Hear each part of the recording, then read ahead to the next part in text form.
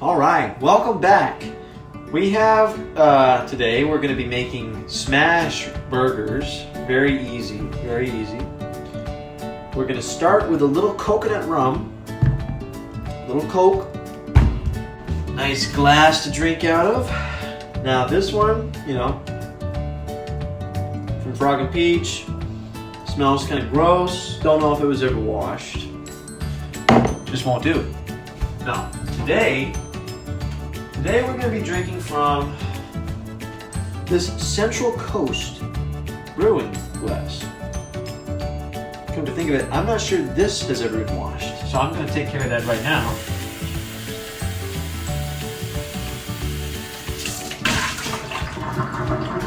We're going to start by centering our glass here, and then go ahead and get a handful of ice cubes, I'd say, should do the trick.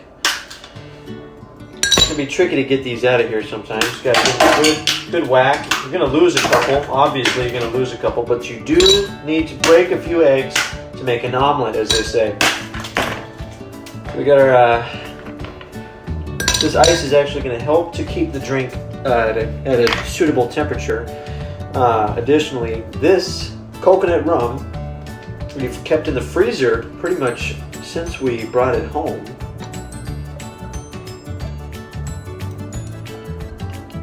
So that's, it's already cold. The ice cubes are really just going to serve to keep it that way, if that makes sense. And we're going to add a little Coke on top. And that about does it. As they say in France, not a mistake. Delicious. Coke was invented in America, as was the hamburger. And that's kind of the theme we're going for today is with the smash burger. I'll show you what else we're going to need in this recipe. We're obviously going to need pre-made burger patties. Kind of just expedites the process, you know. Just as importantly, if not more so, a red hot skillet. And I mean red hot. We're going to get this puppy blazing ASAP.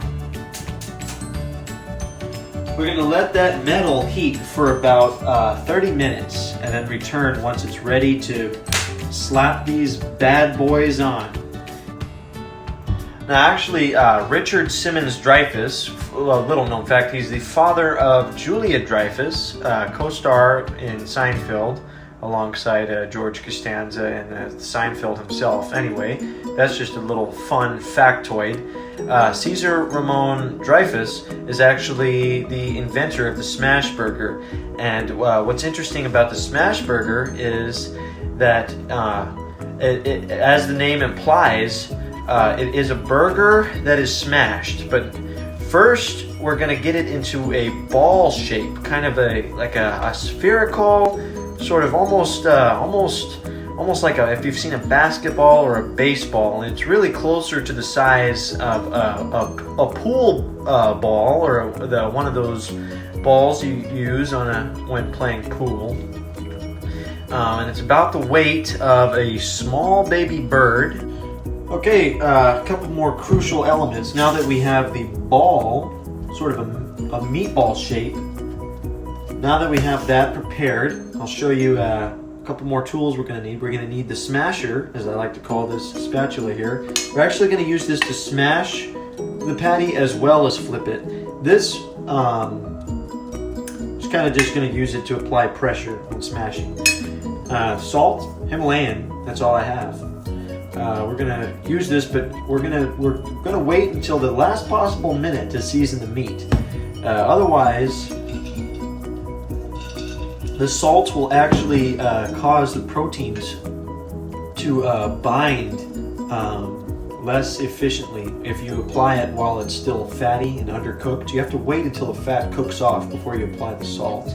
And this will allow the burger to hold up a lot better, actually. Alright, while we wait for that skillet to get nice and hot, I'm going to introduce a couple more elements of this operation for you guys. So we're going to be using mayonnaise, ketchup, as well as American cheese. American cheese is one of the more potent cheeses out there. And we're doing American cheese because we're just trying to stick with this theme of American, because we got the Coke, rum and Coke, both products of America.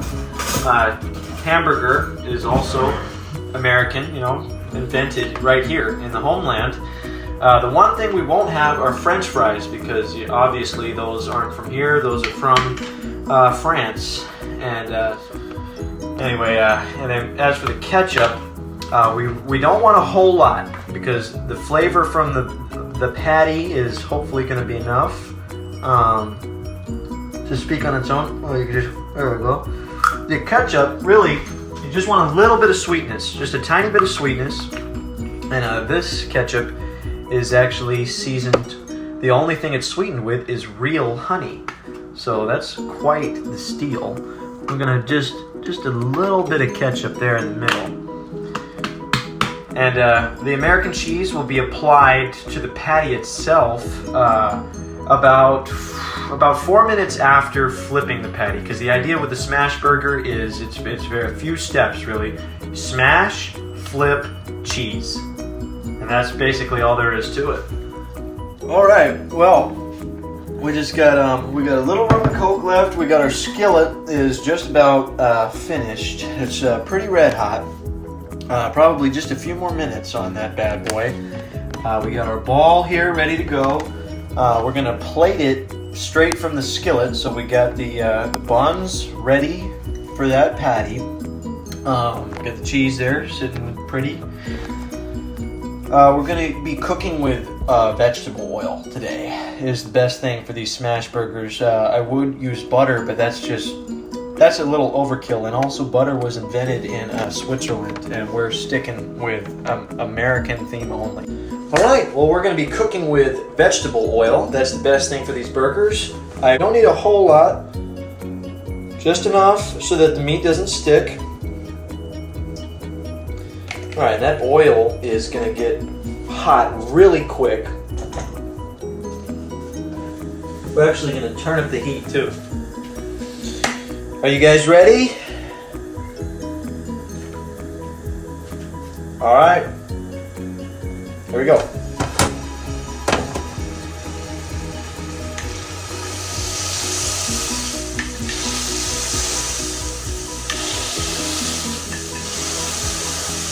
So the idea here, we're gonna smash it, and it's not gonna take long before this puppy is ready to flip. All right. So we're waiting until it's cooked about 3/4 of the way through. Just got a couple minutes left. We're gonna flip this bad boy. We're gonna cheese it, and then we're pretty much done. As soon as the cheese starts to melt, we're gonna plate this motherfucker. So while I wait, might as well finish this bad boy off.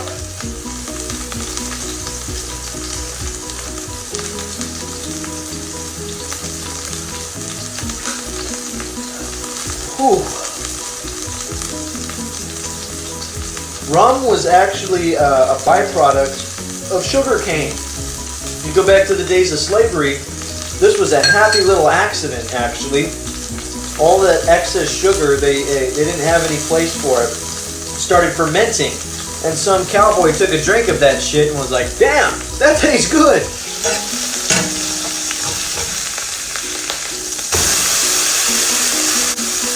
Woo! Alright, time for that pièce de résistance.